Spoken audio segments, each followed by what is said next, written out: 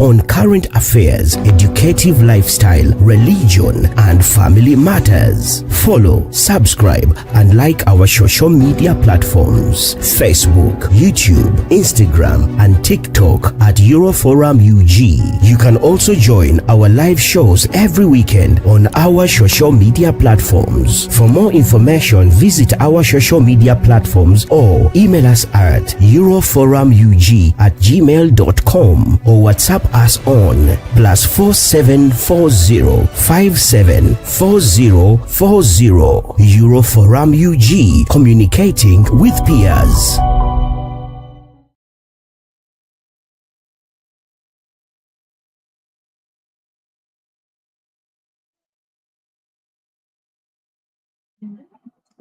Yes. This is Euroforum, your platform where we communicate with peers. Moses Mugisha is my name. I come back to you right here from Oslo, Norway, where I've come with a guest. She's a lady who has been here before, so many years back. And today we are coming back to navigate a topic that we feel is of common need. Of course, it's a scary one to some, but again, we must get used to addressing the uncomfortable topics. Otherwise, to you, our dear viewers, I want to thank you for always tuning in to Euroforum and taking off time, of course, to view, interact.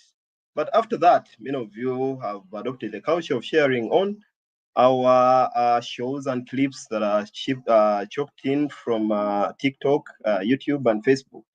Thank you so much. I'm picking it up from where my brother Smoggy left it on Wednesday, where he was here with Joseph Mbazira, a gentleman living in Sweden, where they interacted on a couple of aspects that were in line with entertainment. We come back to you as always, where we come to serve, interact with peers, and of course we keep reminding you that this is your platform where you can recommend a guest, but you can as well recommend yourself as a guest. You can suggest a topic, and we take it on. I know it's been a week where a lot has happened to our dear brothers and sisters, the Catholics. The Pope passed on condolences to the entire world, because the Pope, I understand, that cuts across borders. It's not just the Catholics. Yes, and I know the preparations are ongoing to seat the next Pope. But otherwise, we want to appreciate and thank you all, those who find Euroforum a platform where it's your hub for information. We celebrate with you, merry-make with you, those who have something to celebrate that has happened during the week. And in the same line, there is so much that has happened that is not so comforting. People have lost lives, property, a lot has happened. We grieve with you and stand with you. And we also encourage those around you or around us to always find some time to reach out. Just one text message or a call can make a U-turn in somebody's life. But otherwise, without further ado, I will go direct to present to you the day's guest, a lady, Agatha Joyce. She's well known here in Norway. She's a lady with so many decades of service, leadership, delegate service, voluntary service, and of course, paid service. Today, we come with her to navigate a topic around inheritance. And our main target are immigrants. Of course, we understand that people in Norway, many of them are grown and raised here. Perhaps they know what the limits and the benefits and the rights of inheritance are. And we want to send an apology to you. Expected this show to be in Uganda, that kindly, yes, understand us. We are driving this with the respect and consideration that Uganda is a rich country with around 56 cultures and tribes, implying that this to reach home, we want to use English to communicate and drive it home to everyone. We also want to make a disclaimer that we don't want to suggest that when we address inheritance, we're addressing inheritance as it is seen in Stockholm, Paris, New York. No, we are using Oslo or Norway as a case study. But we also understand that in many of these countries, there is so much that is in common. Do you find something that rhymes and matches with where you live? Just borrow it and find a friend to share it too. So otherwise, the lady in picture here is Agatha, very calm and composed, with a very Sunday look, as it appears. Nyabo Agatha, so glad to have you here. Thank you so much, Mugisha Moses. I really appreciate and feel honored for the invitation of sharing this topic, which I find very touching, very emotional, but also very educative. I think we never stop to learn something, even if we know a lot.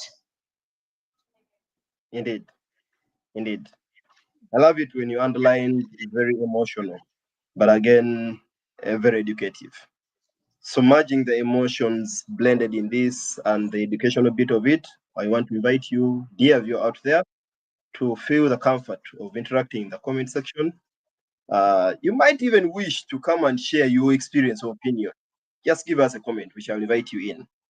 Yes, Agatha is, to you who don't know who Agatha is, she's one of the Ugandan residents in Norway. She has lived here for some time, and her profile is really big. I'll only take a segment and let her share the rest. But at least what is all around in Norway is that she's the a chairperson Uganda Association in Norway. And among other things, she has been so active in fighting for women's rights and encouraging and making appeals to average immigrants to embrace the idea of, we call it dugnad in Norwegian, that is voluntary work.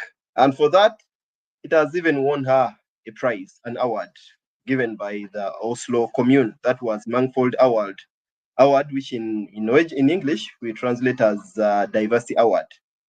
That is the bit I will speak for her. But the rest, I'll need to ask you, Agatha, who are you?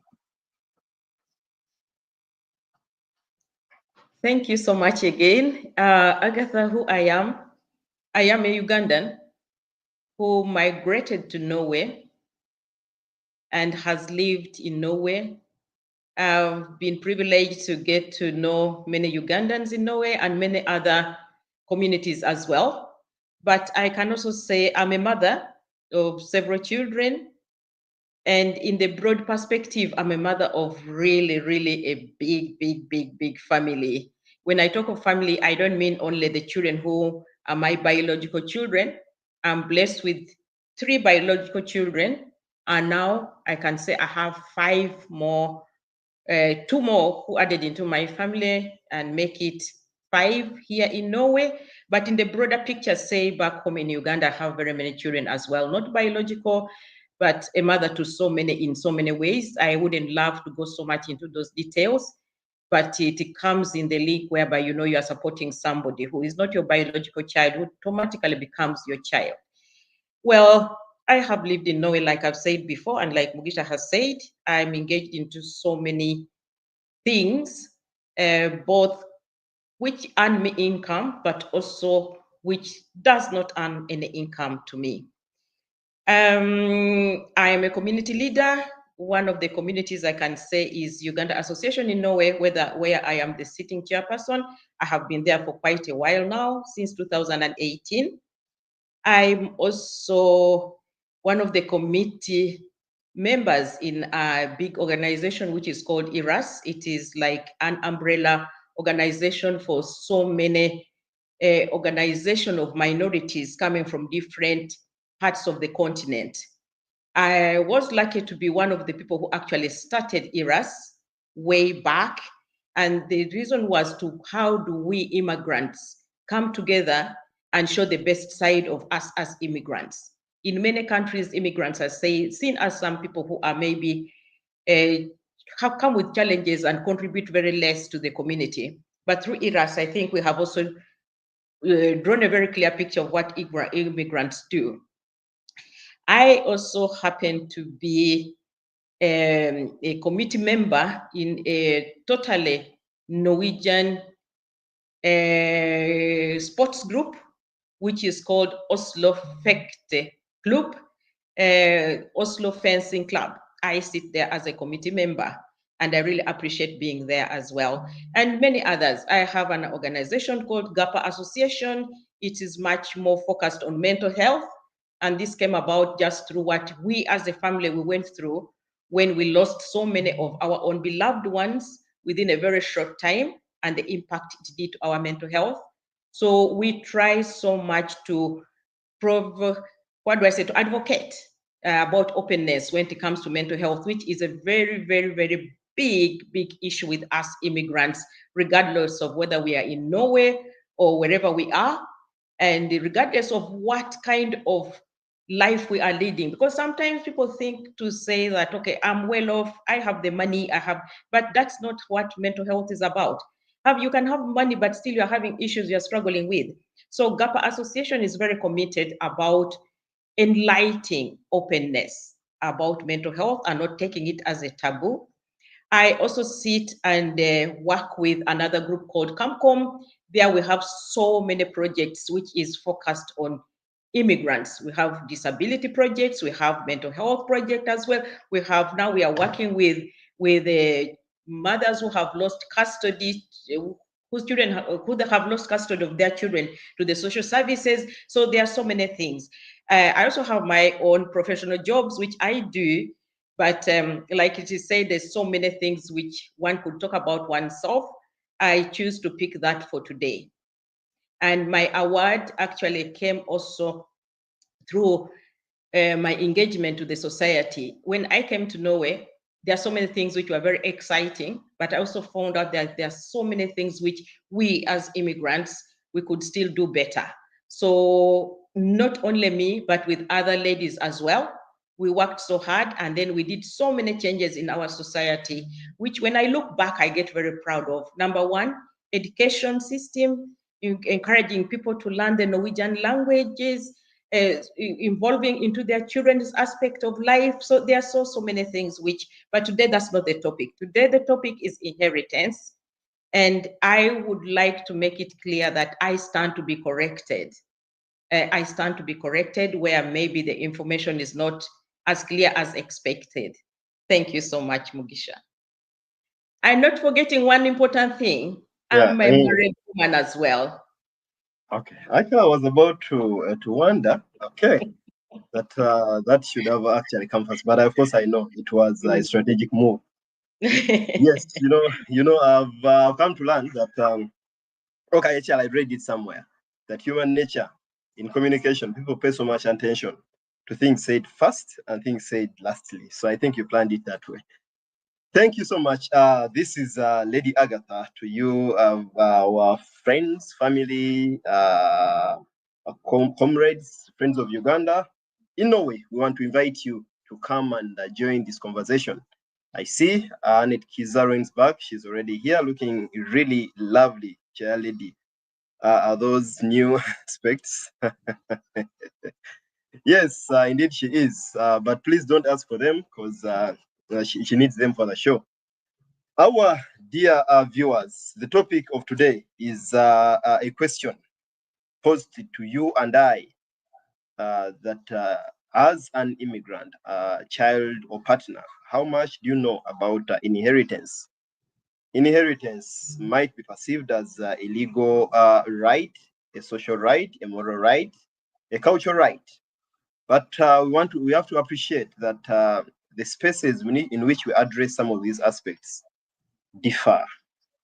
And tonight, or this evening, we are addressing inheritance as per the Norwegian standards. However, we know that there is so much in common when it comes to Schengen countries. It might be exactly rhyming well with where you live, but also picking echoes from Uganda. So feel free to interact with us. Feel free, like she said, to make an improvement on her submission. Lady Agatha, inheritance. What does it really mean to you? To start with the basics. Well, to have a very kind of basic translation of what inheritance is just what you achieve or what you get from somebody who has passed on. And these are like valuables one is privileged to get after somebody has passed on. Normally, inheritance begins from parents. As a child, you can inherit from your parent. But being a child, there are two people who tango to make a child. That means a spouse. Yeah, sure. It could be your husband, or it could be your wife. When a husband, say, passes on, we have different guidance. When a wife passes on, we have also different guidance, but they're quite at the same level. I could say that, so it becomes an entitlement when you inherit from the person you have inherited from. Say, husband, you inherit from your wife, or wife, you inherit from your husband. And then, like I said, it also goes to the children. So the children, you are inheriting from your dad, you are inheriting from your mom, or from both parents. But it comes to who goes away first, who passes on. Because clear inheritance is after death. And that's what I said. It is an emotional discussion because it's things we get after we have lost our loved ones, which is so painful when you lose your loved one. But on the other hand, that's how life is. That's how natural it is. We couldn't do any regarding that bit of it. Yeah, sure. It's the uncomfortable truth. I am a father of 3 children, and luckily or unluckily enough, depending on the perspective, they are all girls. And I've been posed with questions and jokes around that. People wondering who will be my heir, because of course the cultural setting, the African setting, that the either boy child succeeds the father. So, and to me, of course, this has a broad discussion around it, but I want to put in this to remind us that this is both a cultural discussion, it's a legal discussion, it is as well an emotional discussion, a social discussion. So whichever way you perceive this, it's of our interest to drive this show home. As you said, inheritance is usually when someone dies. Are there cases you've heard of where people inherit property before parents die? Well, yes, but I wouldn't call that inheritance. Because what I can say, we have maybe 2 ways we could define inheritance processes. We have the traditional way, and then we have the formal civil kind of court way of having inheritances. When I go back to the traditional way, say, like, I could refer to, like, in Uganda, where the majority of us come from. In Uganda, there's a system whereby traditionally, if, say, your dad or a dad passes on, mostly those old times, it is the firstborn child who is normally, whether it is a girl who's the firstborn, but the firstborn boy who is seen as the heir. You understand? Yeah, sure. And in this circumstance, he is the heir, but not to inherit, but to guide the family, to be like the father of the family. But eventually, we have also seen issues whereby these firstborn sons feel they're the people to inherit everything. And whether man is still alive or whatever, those cases also really happen. But regarding your case of you being a father of 3 and they're all girls, what happens? Of late, things have really changed. And it is a matter of, we could thank so many women who have also spoken aloud about the roles of girls in the family after the passing on of especially their fathers, or when it regards to these issues of inheritances. You and your daughters all have the right of inheriting you as per today. You understand? And it goes back to how yourself, you decide with your family how to do it. But there's no way that if you say you don't have, and this comes along with the issue of being who will be your heir, as you say. One of the girls definitely has to be your heir. And it does not mean that you have to definitely choose whether the first or the last or automatically the firstborn child. But I have also learned that people nowadays think in broad, who can take the legacy of the family ahead, who can protect the property of the deceased. Mugisha, you've worked so hard to create Uniforum from scratch, from nothing. It is your passion. But you know who could be really engaged in this Uniforum to continue carrying your legacy as Mugisha going on. And you know that in all your children, you know they have different characters. Who will be able to sell off all your property tomorrow when you pass on? Because it's the heir. But you also know who of my girls will protect for everybody to enjoy. So that is a clear shift which has happened. It is not documented anywhere so much yet, but it's what maybe families have started learning, that it's very important. Be it a girl, be it a boy, one can still be an administrator. Well, taking up like to be the heir, but also taking more role of an administrator of the estate. Some people have two. When the family is large, some people choose to have a heir, which is traditionally set in, and a different administrator to help guide and protect the property of the family until time comes on when, say, both parents are all gone, and there's how do we divide the property. Some people choose to do it at an early stage.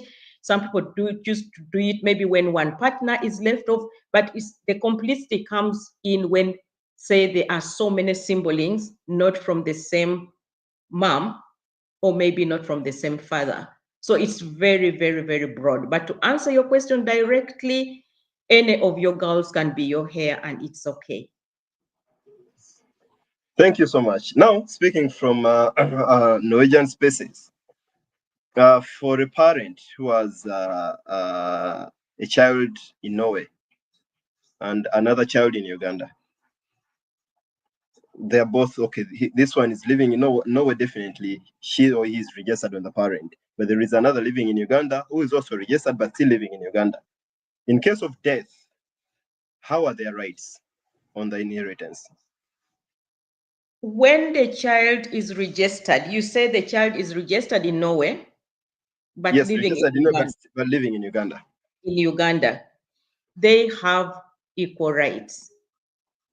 And why do they have equal rights? It's because she or he is legally registered in Uganda. I mean, in Norway, but for some reason is living in Uganda.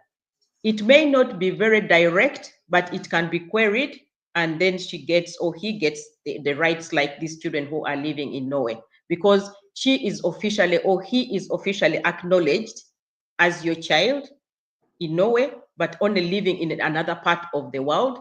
It's just like maybe you have children here in Norway, but the child is currently living in England, living in USA, living somewhere not with you under the same roof, but by Folkeregister, which is our registration system in Norway, the child is acknowledged as yours, and you, as the father or the person, the mother has registered that child here, they share the same rights when it comes to inheritances. Thank you so much. Another follow to this. You addressed a child who is living, okay, in Uganda, somewhere else, registered in the Norwegian registry or population registry. Yep. But I need to know this category of a child who isn't yet captured in the Norwegian folk register or population register. But all facts and evidences confirm that he or she is your legal child. How is that case? Yeah, that one is very different, because like now when it comes to inheriting the parent who has gone off, if say you are staying with somebody here Mhm. When you, I don't mean you, I don't mean you, Mugisha. No, of course, Bantu Bure, like you say in I feel more Norwegian, you knock comfortable. the table. Actually, I But feel the more comfortable parent, to use me because then we are sure we are not offending anyone. yeah, yeah. The Yeah. thing is like when one parent falls off in the Norwegian system, as you have clearly asked, the parent who is leaving will be the first person to be considered under the inheritance. And now it divides more. If both parents are the biological parents of the children living in Norway, then it's the mother. Say, let me just now talk about mother and father so that we don't mix up. So say if the father holds off and they have biological children with the same person, with the same mom who is in the house, the inheritance goes to the mom as per that time. Okay, let me understand it Because, well. yeah, Before the system considers children, yeah, the first priority is given to the spouse. So in this case, the man. yes, Okay. yes. Then, if at all they choose to divide, they will divide into half. The mom takes his share, which is 50, and then the children can be allowed, that there are some laws which guide it, to divide the other 50 of their dad. But otherwise, she is the one who takes over the administration of the estate. And that will include all the properties which they have, be it a house, be it cars, be it money which is in the account, where I'm going to talk a little bit about the money when it comes to that. But she also inherits the debts. There's what they Akonkaga. call, That was yes, a good one, yes, there's what they call Oshiftabu. So when you do this Oshiftabu, it's just changing mandate. If I can make it in the very dilute kind of translation. So it means that your wife takes responsibility of all your obligations, and Positive and negative. positive and negative. So supposing you have, the house is not fully paid, whereby most people will live with houses which are not fully paid, then she takes up responsibility of completing that payment. If at all there are cars, or maybe one or something which is not fully anything, or maybe you have debts which you have acquired from the bank. Sometimes people take that these quick loans of maybe 3 or 4, 500,000. That's her responsibility still, which she takes over. You understand? So she takes whether the good and the bad, as you said, and it goes like that. So when it comes a time when this mom, say, falls away, then their children who are same mother, same father, are the people who inherit everything which she had responsibility of. And there is a law also which is called protection law regarding inheritances. Like, a mom is not allowed to sell all the property without the consent of the children. The children have Not this business of my money, I worked for it. no, because this is not only your property as the mom, it is also the property of the children as well. And they have upper hand as well, just like you, their biological mom. So when it comes to this child who is legally known and what have you in Uganda, it has to also, it depends on what circumstances, because this child is not legally attested in Norwegian law, so may not come anywhere. But it is up to you, or up to maybe the living parent, to see what to do in that circumstance. But this will also wait until when it is necessary. Very many parents say in Norway, like when they're aging, some of them transfer from living home to the home cares, like CKM or institutions, let me call it. Then the property which most of people have around is like building, which has the biggest value, and probably the money in the banks, if at all some of them have it, or any kind of monetary property which can be shared. So some people choose to sell off, say like if they have what they call Banadom Yem, or maybe where they're staying at that moment, they choose to sell with the guidance of the mom and the law in it. And then she can divide. She as the caretaker, she as the first inheritor can divide whatever they get from that property and says, okay, me, I'm taking, because she's always entitled to that 50% as their mother. And then the children will divide the rest of the 50%. Then it will come other things like, okay, what about the loan which was still maybe in that house? They will clear that first before the division of the remaining property, or they choose to clear all what they are being demanded, and then what remains is what they will divide. But the child in Uganda who is legally also partner to this, it becomes a family matter.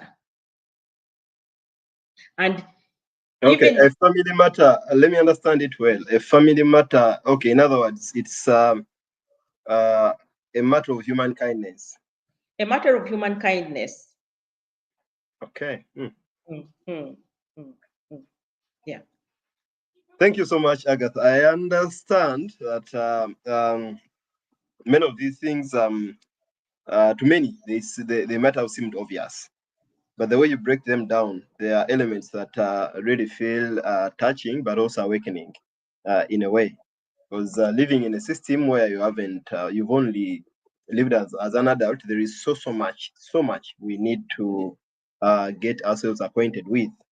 To you, our dear viewer, our guest today is Agatha Joyce, a lady living in Norway. She is also the chairperson Uganda Association, served in so many fields.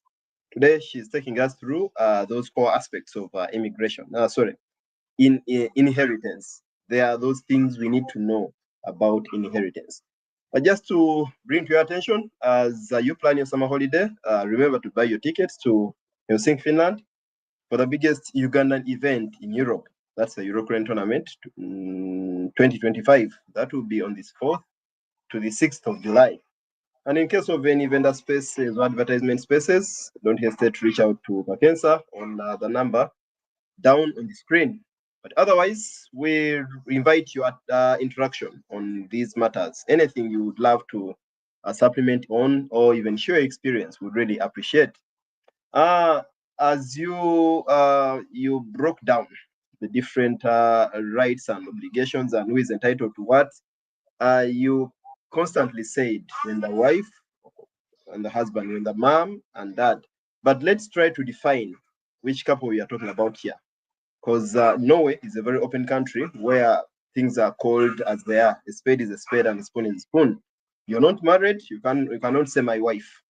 So we have a category of couples who are called samboer. They are cohabiting in a way. So they are cohabiting, that's a category. And I need to know that what are the rights? Are they the same rights for a married couple, legally married couple, and those cohabiting? No, they are not. But if I could take you back a little bit, because I have just talked so much about whereby it's about the biological children of both parents. We also have circumstances whereby two people meet, they are both coming from different ends, and they have, say, no child in this legally married system. There are other laws which also govern. or protect inheritance processes. Say like a lady was once married and divorced, or maybe the partner passed on, and meets somebody and become a couple. They're happily living together, but they don't have any biological child. They have their children. I have mine, he has his. So what happens in this kind of inheritance process is different from what happens to inheritance process whereby their biological children, both of them, all the children are biological to the same parent. So it's like I'm coming with mine, you have yours. Okay? Stepchildren. Sorry? So in other stepchildren. Stepchildren, yes. This means that, okay, say if the husband goes off first, their inheritance has to be divided as soon as that happens. There's what we call arv på femge. It's in the Norwegian law, 5G. I recommend people to go and try to read and understand.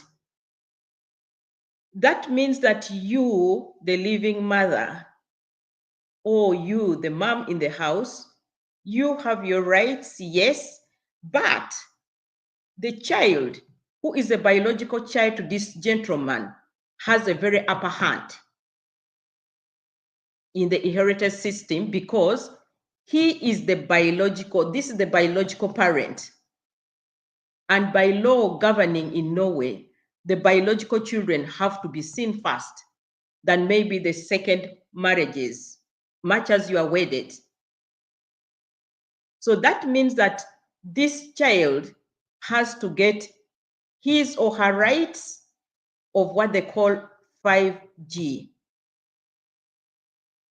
And that's a certain amount of money which is calculated where the child has to get. I would like to type it here in the comment section. Did you say arv på femge? Femge. Okay. Yeah. Okay. R for Someone femge. at their convenience, they will search it up. Yeah, 5 for femge.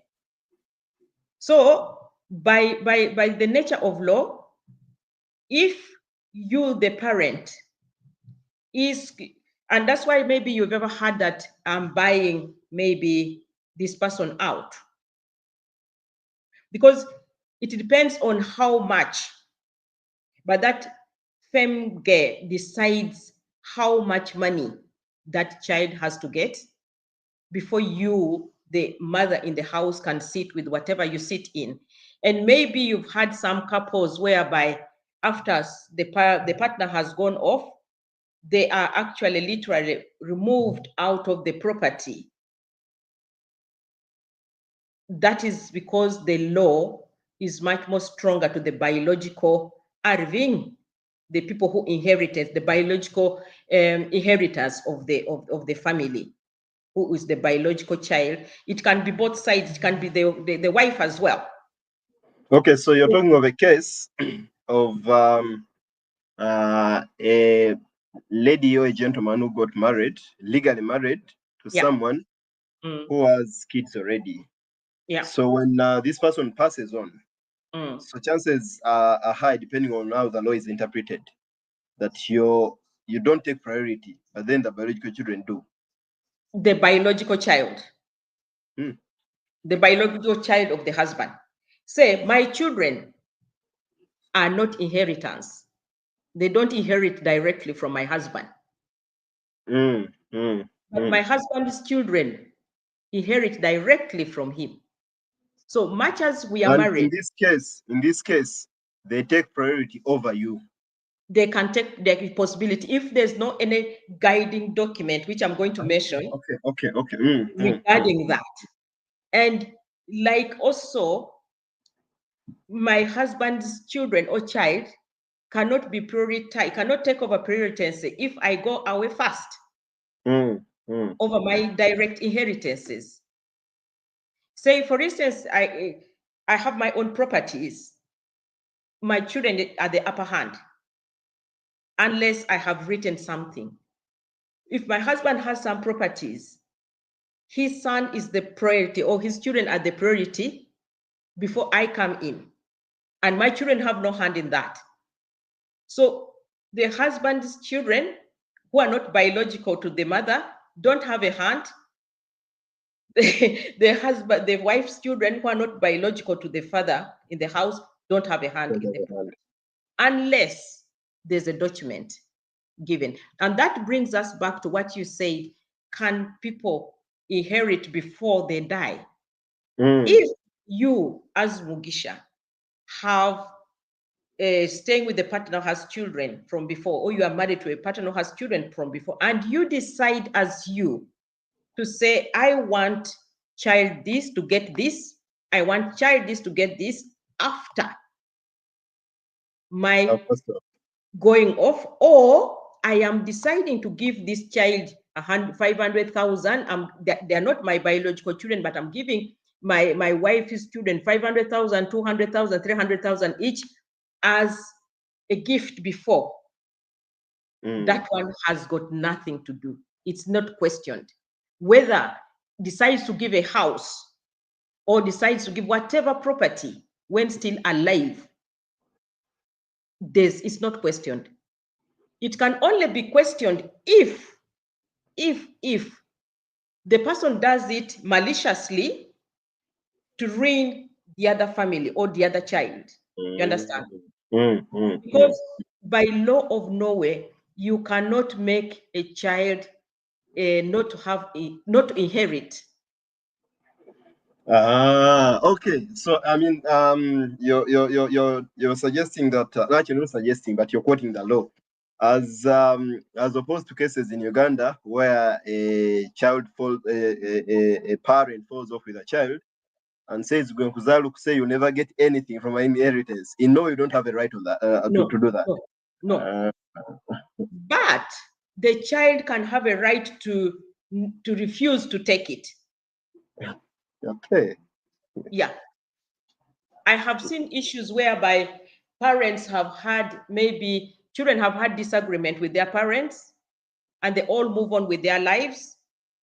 Then maybe when this time comes, when they're supposed to get, say, no, we are not really, it's not okay. We don't need it.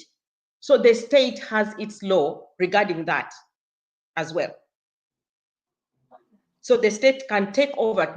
The state has a right to either distribute, or the state, this is what sometimes go in what they call cold fund, where it's just taken to, the state takes over the management. But if at all somebody before dying, passing on, had some interest, say has been giving to a certain particular organization and what have you, with the consent of maybe the living partner, that can be transferred to another pot. So you cannot make a child in Norway arvelos, det finns ikke det. Men barna kan nekte å ta det hvis barna ikke vil ha det.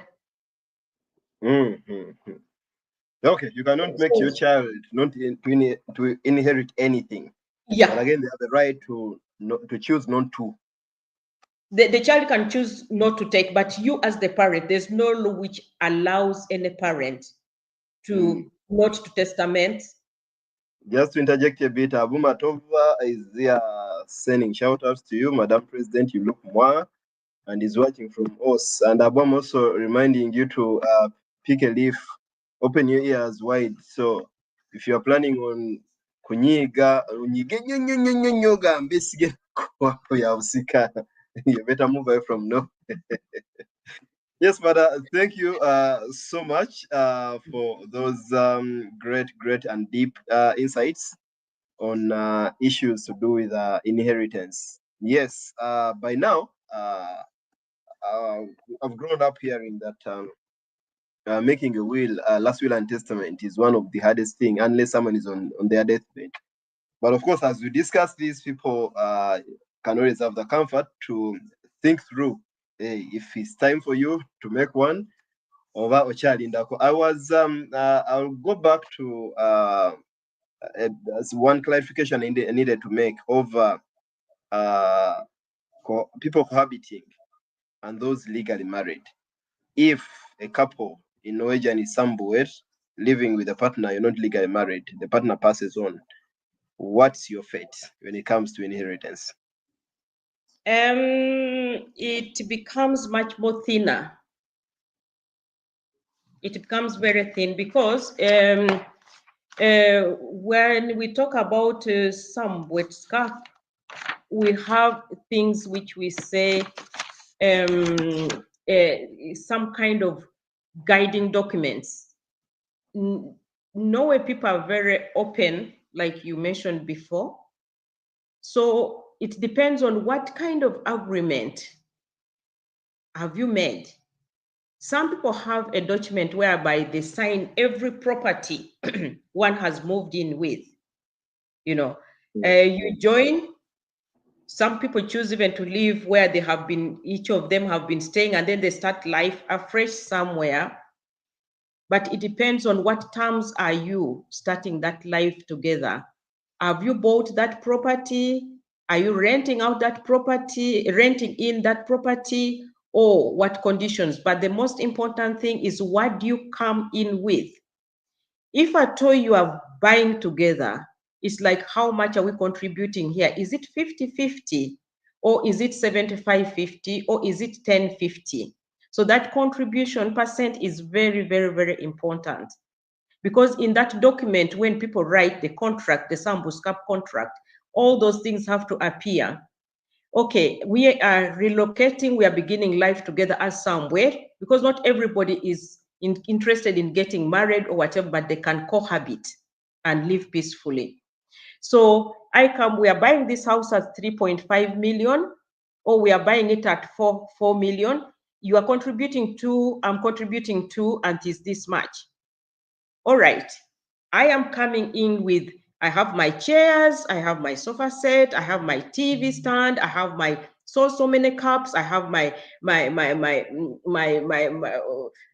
anything practical which you basically come with is registered, both sides. And if at all one of you falls off, that's what is divided. So everything goes like this was hers, this was his. I came with my car, that's my car. He has his car, that is his car. I came with my knife, he has his knife. I came with my cup, which is red, his was blue. I came with my pencil, which was pink, his is orange. You understand? So they go down to the detail of each and everything which they think is of values. Some people have things, attics, which are very expensive, which they come with. I have maybe this, I bought it in this, maybe talk about like things like maybe even like pictures, wall decorations. Some of them are very, very expensive. You understand? So somebody could just see like a wall picture hanging in there, but it costs maybe like about 50,000 kron. So that is hers or that is his. And should anything happen whereby one of them goes, that's what divides totally the two.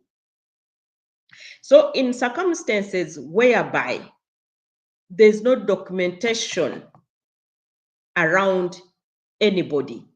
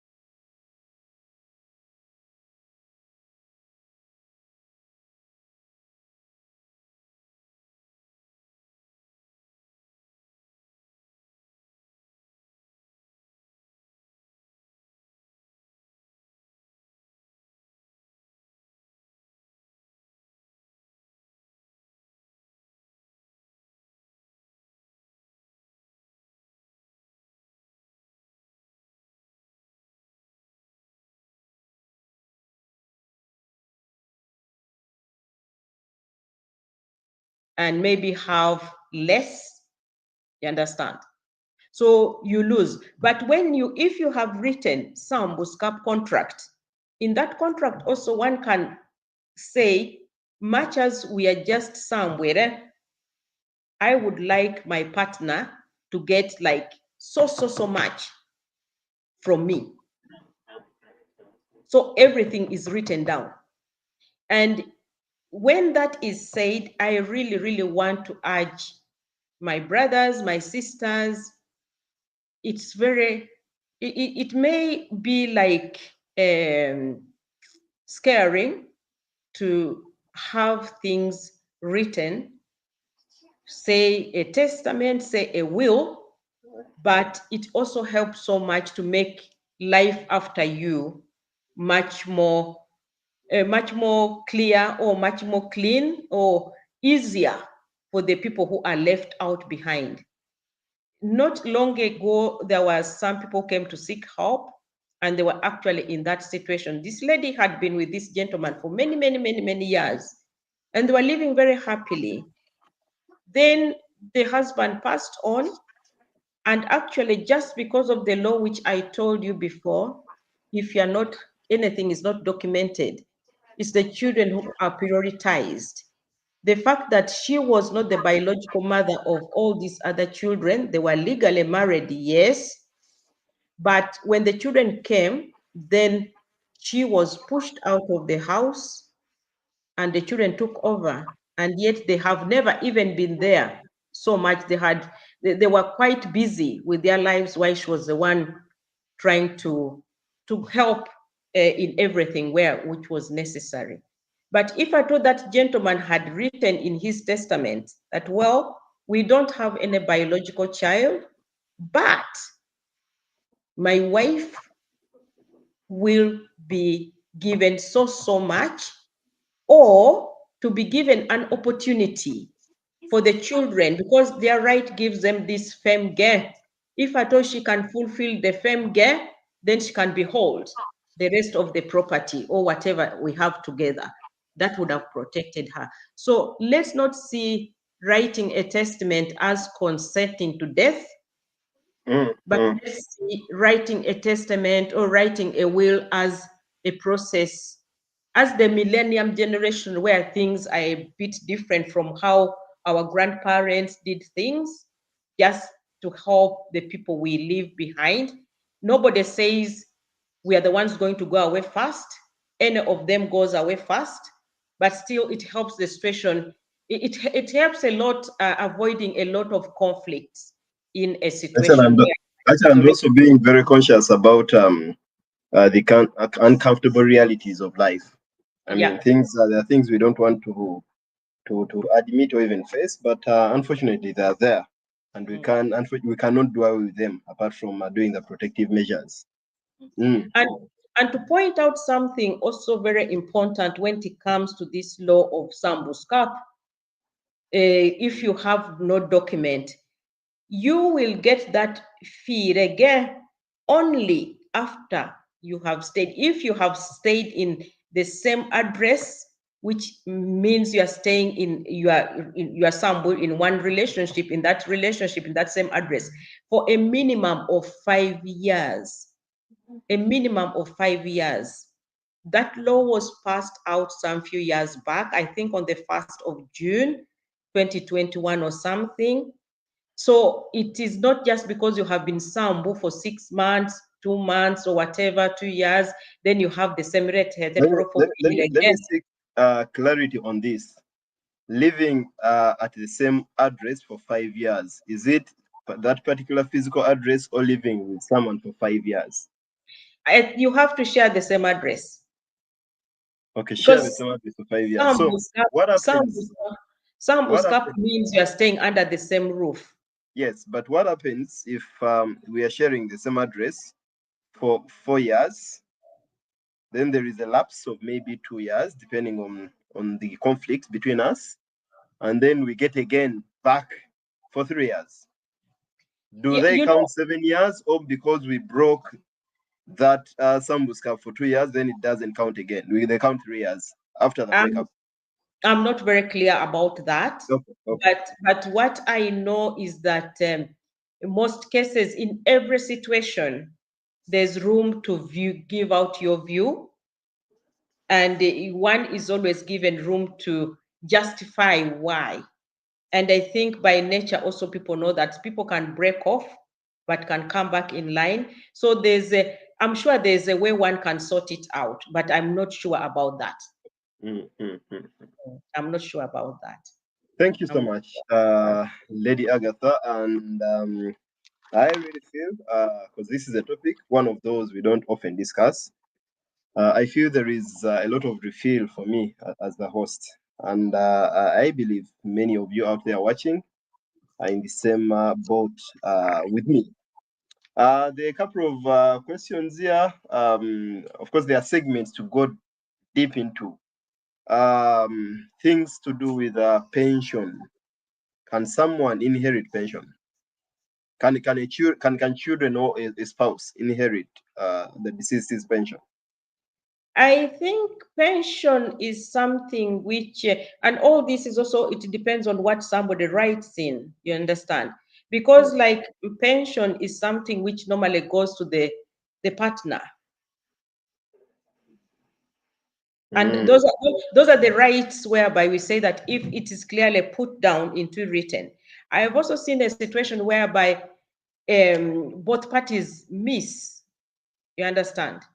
But pension automatically is something which has to go, if documented properly, has to go to the person who's living. And why does it go so? Because it's value which somebody has earned mm. throughout that person's life in work, because pension is taken away from what you earn.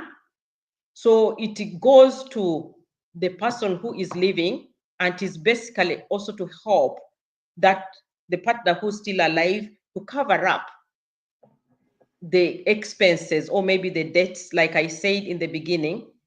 When the top of the family falls, and is the second in command, which has to take responsibility of some other things. So it falls to the next person. Actually, on this, as you're educating the world, I'm the very first person you're educating. You're actually educating me on this because I've had, not read it anywhere, but I've had people say that pension you cannot inherit it. When someone dies, it goes back to the state. Wow, wow.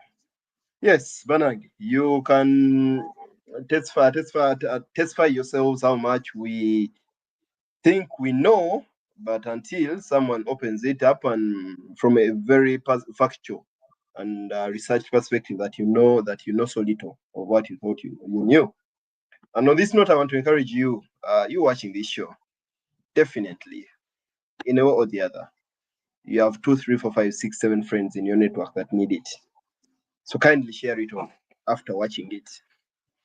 We are about to come to the end of the show, and I again want to continuously encourage you to interact here in the chat, share opinions, ask questions, and feel free, of course, to object in case you feel there is something you feel has been incompletely addressed. Someone here, Education Plus Plus, says insightful discussion, and thanks for the conversation. Also reminding you that we are live on both Facebook and YouTube. So find the comfort of interacting with us on either of the platforms. We have Norway being a very open and inclusive country. We have people here who are parents. Sorry, they are parents, but one of them is the biological parent, and the other is, I don't know how to define that, but the homosexuals. They have a child, but we know that one of them is not really the biological parent, but the legal parent. In this case, in case one passes on, what's the fate of both the child and the spouse still living? It's the same. It's the same. It's the same. Because so long as they are married, officially married, because we live in Norway, and Norway is one of the countries which justifies and accepts same-sex marriages, both staying cohabiting and also officially wedding or getting whatever form, because we have very many formats of wedding. We have people who do it in the city council, we have people who do it at the court of law, we have people who do it in church, and all this is actually justified and it's taken as legal. So it becomes also the same process. It becomes the same process because when two people are staying together, it depends on have they acquired, because most of them get children. Some of them have their biological children, whereby they got children before maybe feeling that they don't belong to that kind of the natural kind of body, body, how do I call it? But whereby, say, one doesn't feel anymore like in that category of, say, calling him a man or calling him a woman, or identifies otherwise. Yes, vice versa. So if it is a biological child of that in that marriage, the biological child will be the first to be considered. And then, of course, the partner comes in. So it's just the same law which governs. There's no law which says it's different. It's just what they call actus cap law. When the marriage law treats everybody, whether you're homosexual or not, it is the same procedure. But it makes it different also when they say, we are a couple, we have adopted this child together, or if not adopted, then this child has been got from this person, this donor. One of us is a donor, but we regard ourselves as husband and wife. Then the child belongs to two.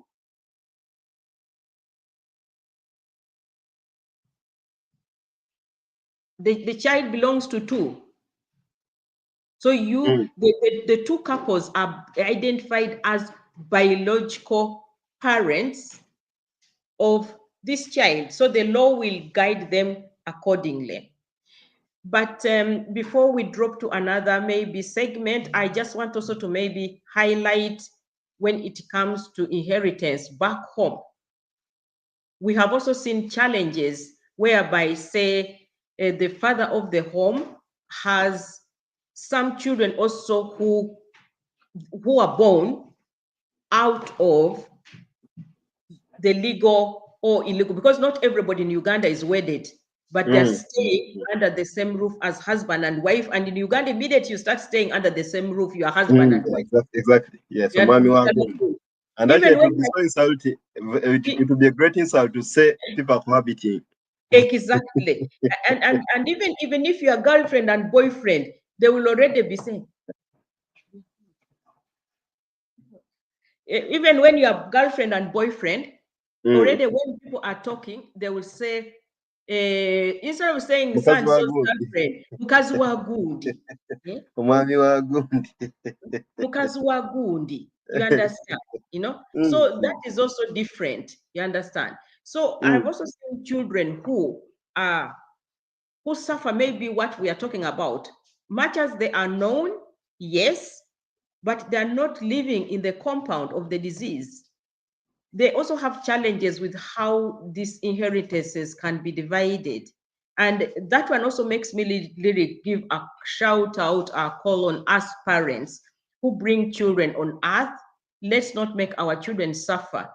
If you know you have children A, B, C, D, F, G, H, Y, as it is, don't just father and go away. Maybe it may. Yeah, you have to understand. Nazaddeko wali, or no. At the end of the day, what there is of this chica of mamba and what have you, this was somebody who maybe has not ever come home. How do I settle? Because some of these things, people should just maybe settle them out underway. You understand? Other than the end of the day, during the funeral, then women are coming with children from left and right, and the children really suffer psychologically because they actually don't have any belonging. They are not recognized. In this case, children, I feel like they're beggars. Because exactly. they haven't been decently addressed and introduced to the family. Yeah. Or even if they're decently introduced, but they've not been so much in the picture, because there's this issue where you just see a gunda, mwana side eri. Nenga, that person has never taken so much trouble, or maybe it's a complicated situation of in a way it's difficult to integrate the child into maybe we all know these things come with war. Yeah. It is there, but it is the nature of life. But I just encourage the one who is responsible okulaba nti no bambi omwana wo, if you are able, even if you are not able, at that level you can. Even if you're not able, you have to be able. If you are able to bring that child on earth, then you should be able at least also to give some responsibility somewhere. Just like that. It's a little bit, and it also becomes a big challenge for the mother in the house, because honestly, some people you start from the scratch, you work so hard. Mutandika mukasisira, you understand? Then at the end of the day, you start getting surprises. So it's also part of your own sweat, which you have to maybe chop and then give somebody whom you don't know. So it's also a big dilemma for the mom or for the dad who's remaining in the house, because whatever you have acquired, you started from zero to acquire it. Every parent says, or every woman says, I'm now talking on behalf of women because that's me, every woman says, kankolera abaana bange, kankolera abaana bange, kantobera abaana bange, kangumira abaana bange. Women will say that a lot. But we also working for one of. You but understand? we also working for one of us. Yeah, because now me and you, we are working for one of us in that roof under that economy. So if the unknown, who might be 2-3 others, are also coming in later on, it becomes a challenge for the mother in the house. It brings a lot of enmity, which is not very necessary. Yeah, sure. But Thank you so much. If daddy who was responsible said, Munangi, it came that way, I'm settling you in this way. This is the debt I have for you. Even if it's just 1 million Uganda shillings, mwana no mugamba katitandikirawo. Still that child will feel my daddy did not just what? Abandon me. Yes, to my fellow men out there, she's speaking as both a mother and a wife. So you can feel it in her voice that it's not a command, a threat, but only a plea for sanity and fairness when we walk as men. As the ATS gives us the liberty of a so there is this plea you can feel in her voice, calling for sanity, fairness, and of course human kindness when the extremes come true. Yes, there is definitely so much to dissect about the inheritance topic, and at this point I feel we've taken really a lot, and we don't want to suffocate you to give you so much that you cannot digest. We just want to land this here before we dive into something a bit random away from the topic. But before we wind it up, we know that average immigrants are living a double life in a way. People have assets in their residence countries, but also assets in Uganda. In the cases of death, and we are putting together property to share, to split, or to inherit, the Norwegian law, does it stretch an arm back to Uganda to put their noses in what property someone has in Uganda, to also put it together in case of a conflict around inheritance? Well, I'm not very sure about that. So I really feel if it is okay to reserve myself regarding how much the Norwegian, so say the Norwegian law can stretch to a property at home. But still, I also encourage people to be a bit more clear, because when you talk about investment, it goes back to maybe what I was trying to put forward, what I was playing about, of parents being a little bit much more structuralized. Because even say like when we are here, we are two, we are working very hard and we are investing at home. So let it be very clear about, okay, should this happen, what happens next? Yeah. Who are the eligible inheritances about that property? So that is very, very crucial. And it becomes even much more crucial if, say, it's like the one partner is from Norway and the other one is from, say, Uganda, where we come from.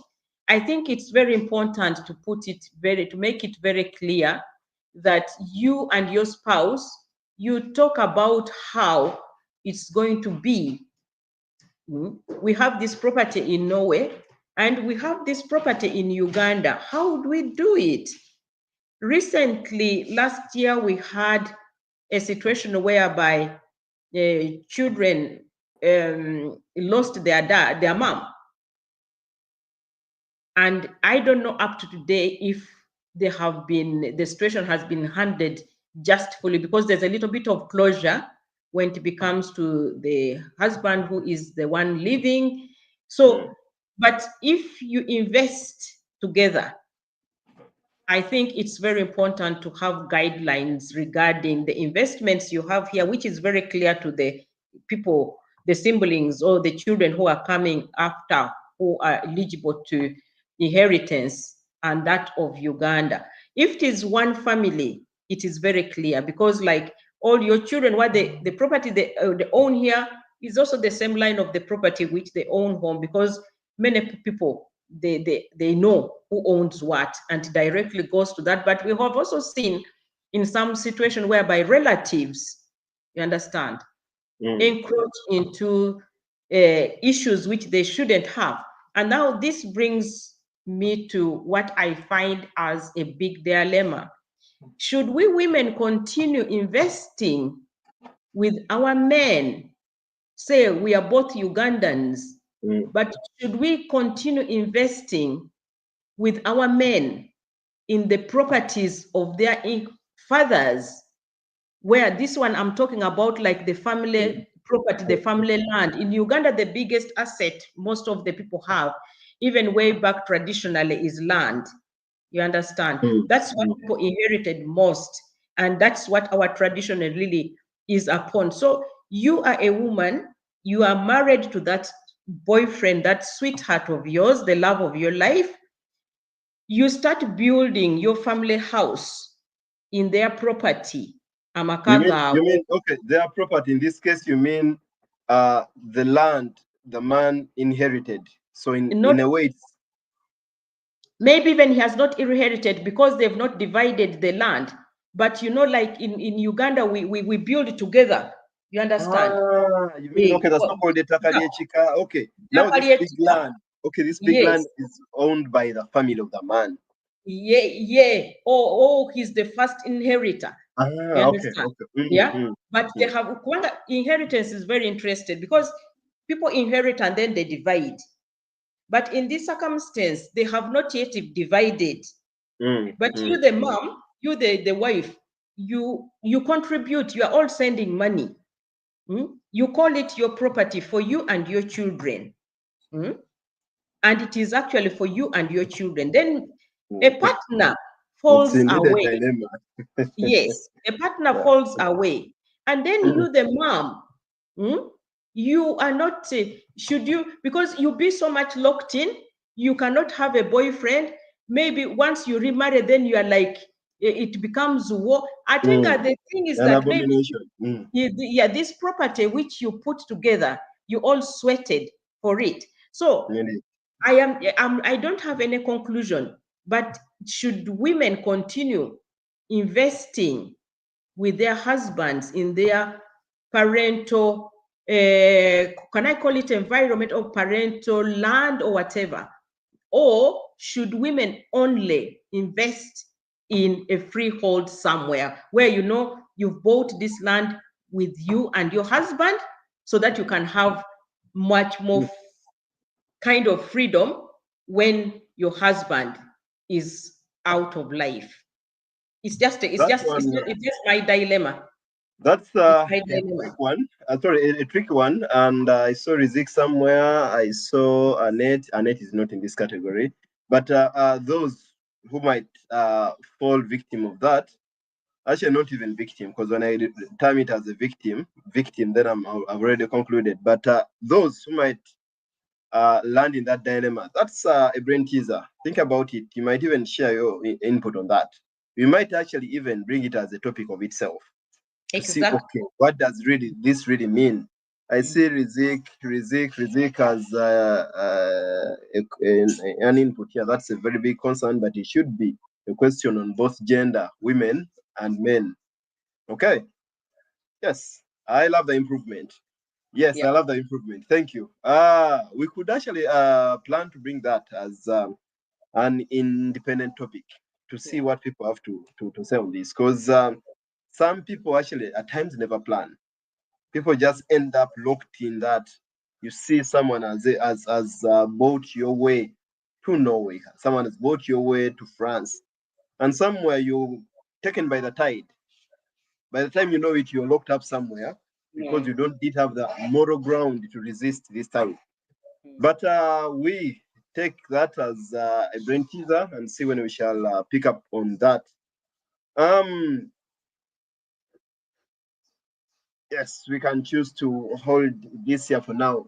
Nyabo Lady Agatha, when we started, your introduction was more about you being a lady with so many dockets of service. And among those, you're a community leader.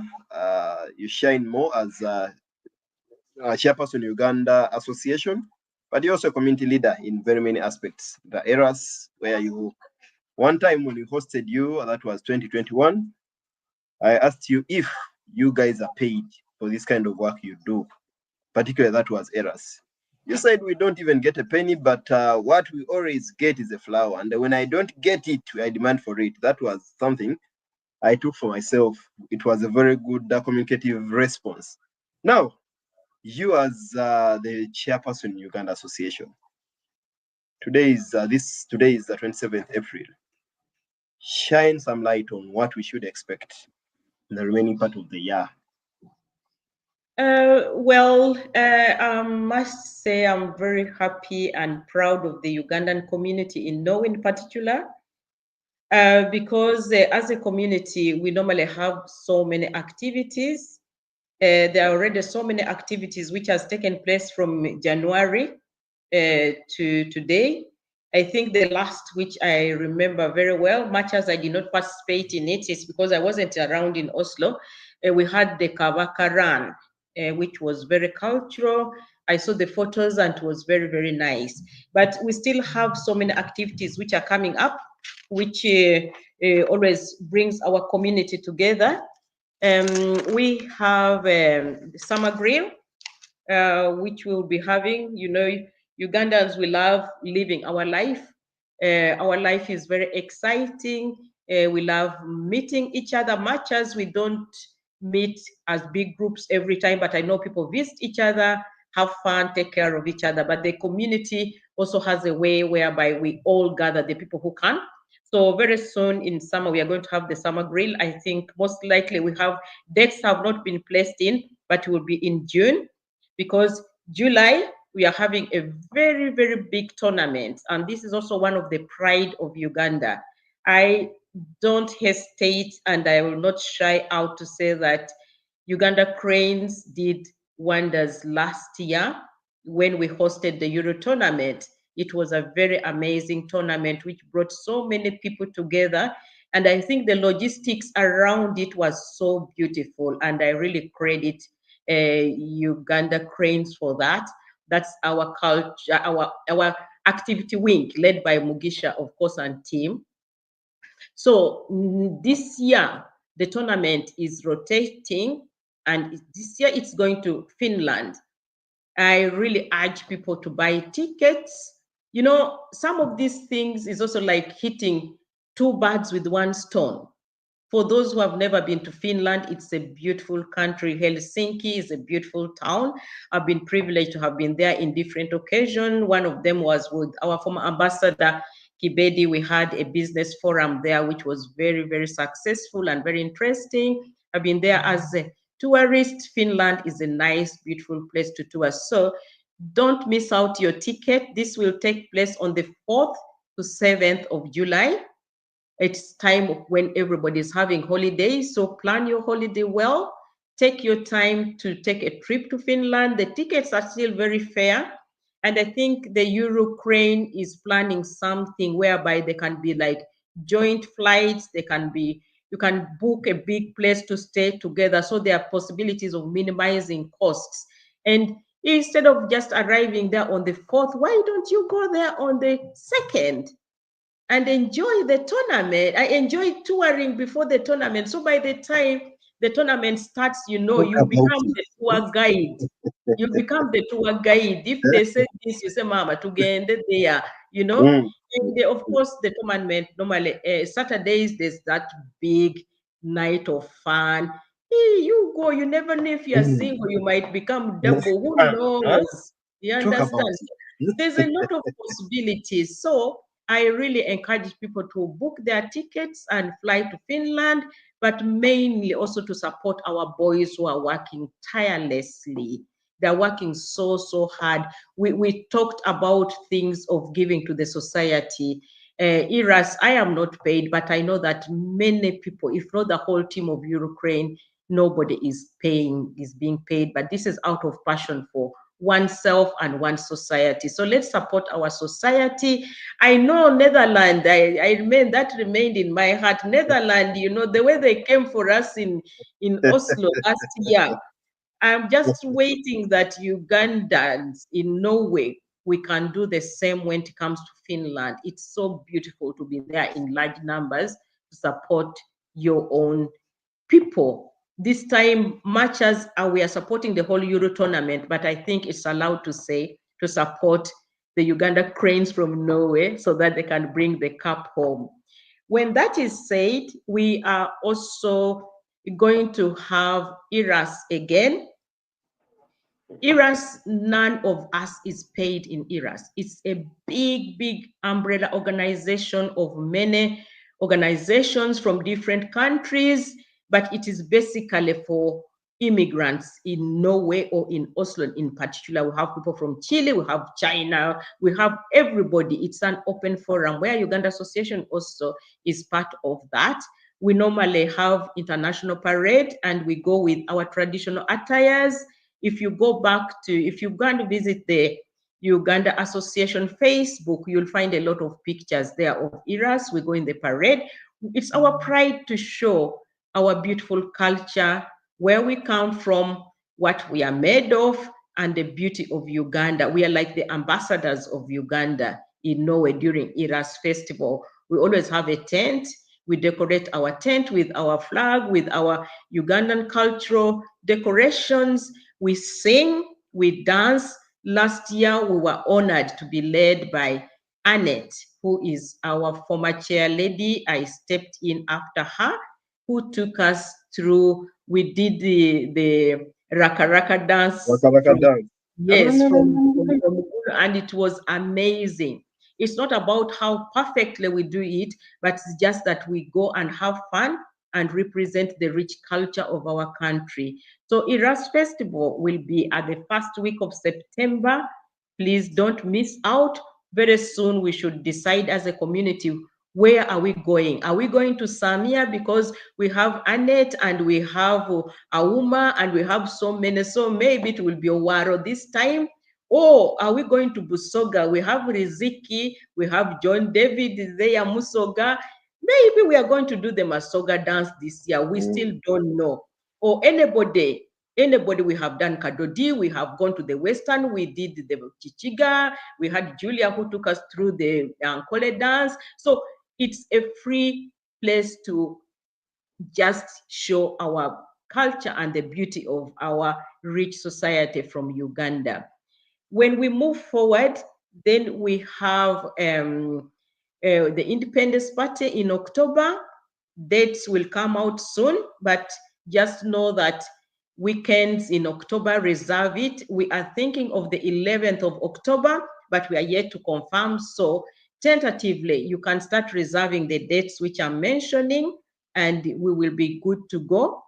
Uganda Association, we are a very rich, big society with a lot of resources among ourselves, whereby if we put all these resources together, we make a very admirable community. So let's keep that light going. And then, of course, before the year ends, we normally have what we call the Christmas party. It's very nice to wind up the year together. And normally this is very big family event where we have our families, have our children, we sing Christmas carols, but we also eat and dance and wish each other well.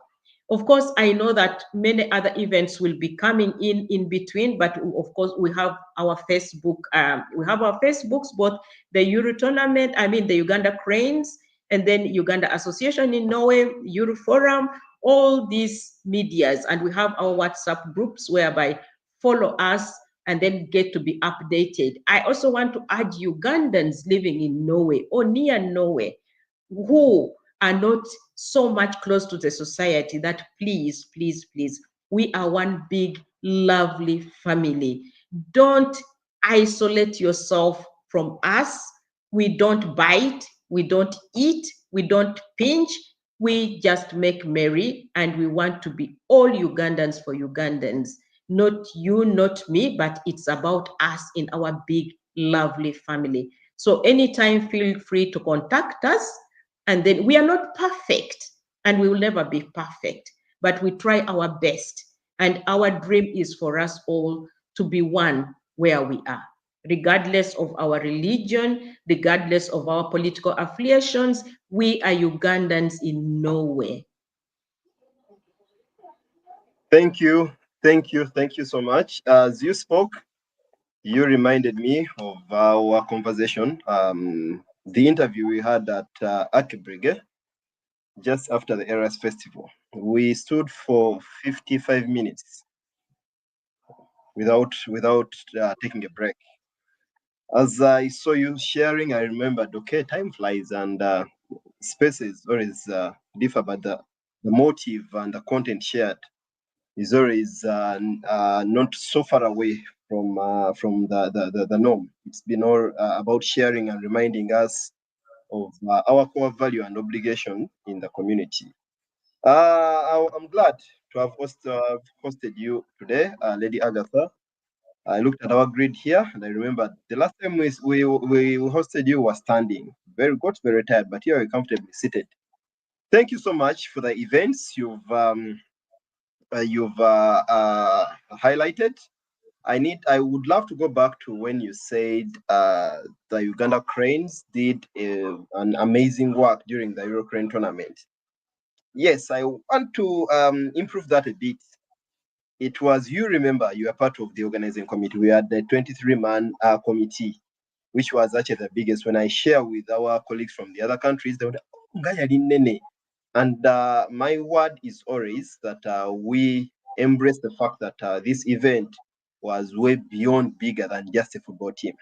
So it was basically the community in Norway hosting 6 other communities. So it wasn't just about Uganda Cranes in Norway. It was the Ugandan community in Norway. That community had executive members from the Uganda Cranes leadership, executive members from the Uganda Association, executive members from the Uganda Society, members from the Luo Culture Group, and members who don't subscribe to any leadership docket. So we were very proud to have put this off as the Ugandan community in Norway. I'm actually taking this opportunity to thank you publicly. Of course, we've done this on in our conversations for the work we pulled off as you and I, of course, being the core leaders.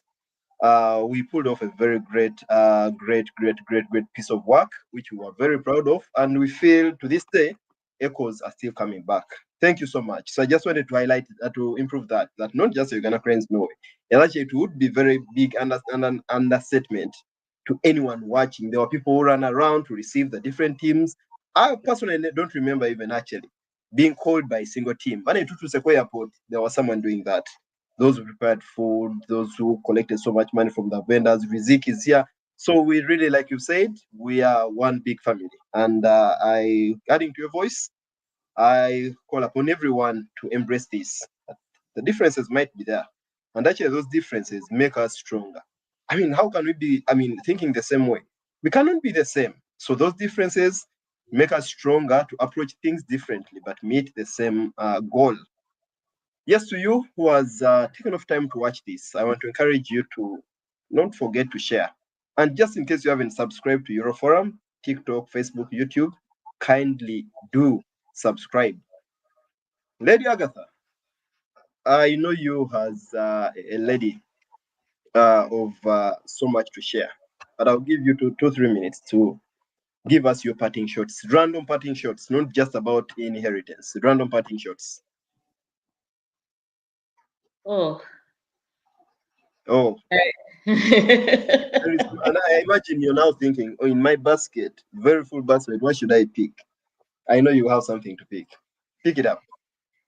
No, Mugisha, I know what you are leading to, what you have always requested. You've requested so many times. Well, I think what I could say, like, I normally, it's rare that I cannot say it is not my comfort zone, but I'm not very good at talking so much about myself, especially when it comes to certain things which I do. But maybe it was Mugisha's request to talk a little bit about the IRAS Award. Yeah, when you give back to the society, it's not only you, or maybe let me put it this way: when you give so much back to the society, we think that it's hard. Yes, it's hard because you give so much of your free time to do so many things, but it's so beautiful when some other person recognizes your presence and appreciates what you do. Sometime back, and this also maybe can shoot back to what we are talking about regarding inheritances and all those documents which preparations one has to do as a parent. Mugisha asked me to mention this.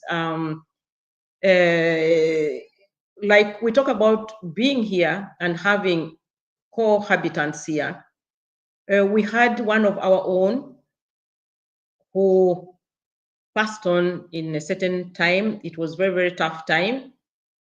And I was contacted out of the blue from some other people who thought I could be of help. But I might say that I really appreciate and I thank God that I got the ability to do that. It was very, very demanding. It was like 2, 3 months hard work.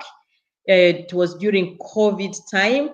This family was grieving, were locked up here, and yet they had to take the body of their late daughter home. Much as it's a very, very, very, very strong, wealthy, hardworking family, at that time things were not how it should be just because they were locked up in another country.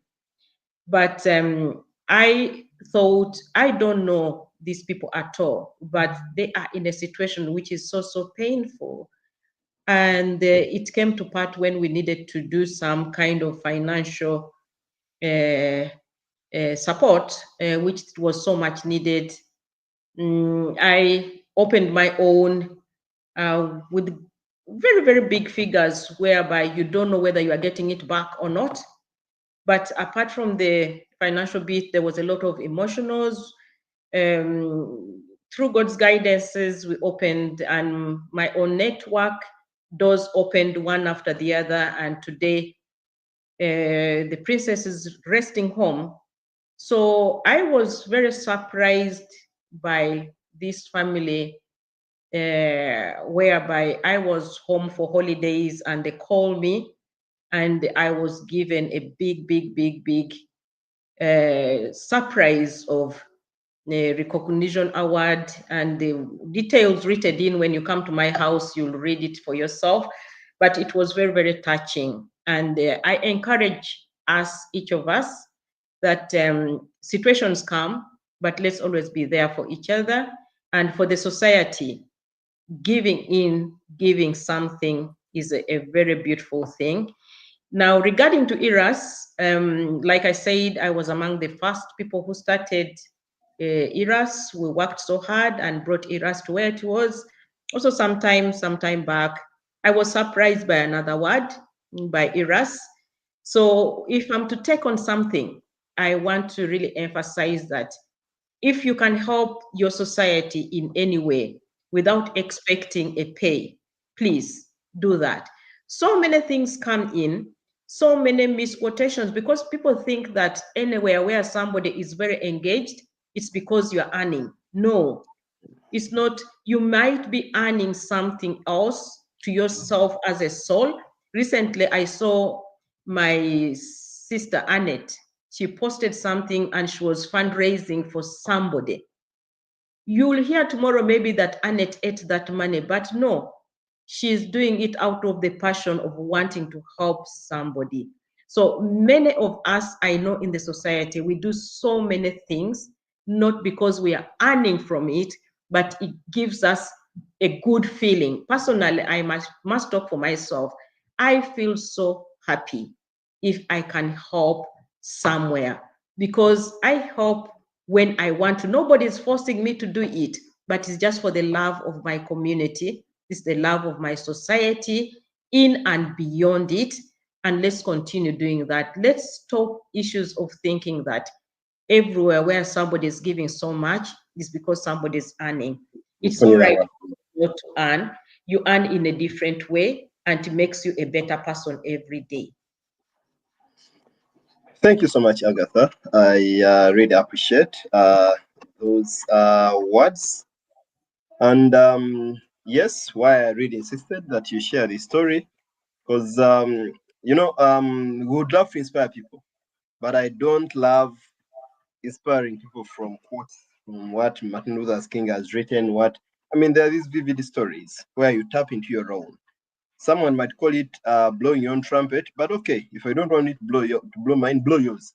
So it's easier to speak from an experienced perspective. Then you're more relational and you come close to someone. So I appreciate that you've shared that story, but also wound it up with a piece of encouragement to us all.